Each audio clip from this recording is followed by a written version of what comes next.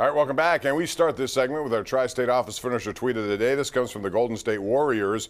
Record broken, history made, game change forever. Stephen Curry set the all-time three-point shot. Now, he's 33.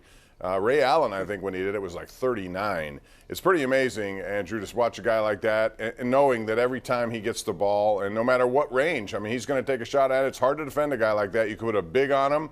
That's not good enough because he'll drive by you. You can put a small guy on him, but if you give him a little bit too much, you know, he can do a lot of different things out there. So congrats. That's a record I didn't think would fall this quickly, but it has.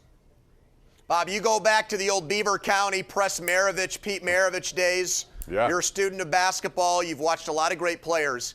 Is Steph Curry, in Bob Pompeani's opinion, the greatest sharpshooter of all time?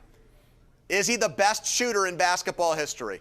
Well, I mean, there are a lot of guys who would come to the forefront. He would be, yes, right now, based on what he's done, how he's done it, knowing that everyone on that other team knows he's going to do it, and his range is unlimited, I would say yes. Would you?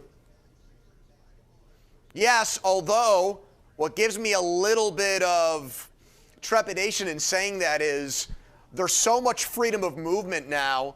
You know, you go back even 20 years ago, defense was a lot more physical. So guys could get up in you more.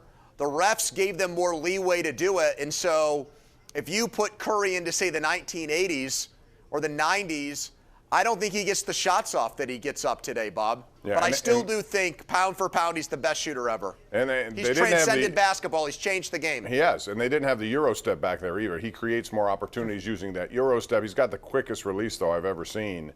But regardless, I mean, it's pretty amazing at age 33 he already has this record. All right, we got a lot of people want to talk, so let's get to it, Andrew. We'll begin with Rich in Warrendale. Rich, go right ahead. You're up first tonight. Hi, Rich.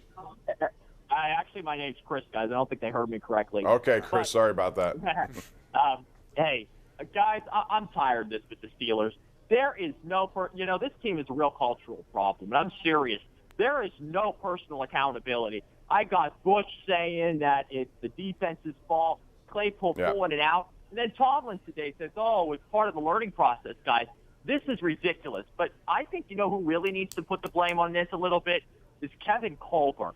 Because, I know he put together the Super Bowl team, but he's got a history of drafting talented but highly volatile athletes. What do you think about that?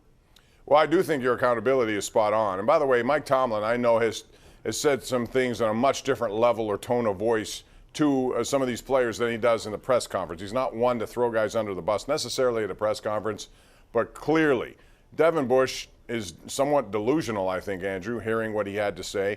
Chase Claypool doesn't get it either, and he should by now. Ryan Clark had the right take on him.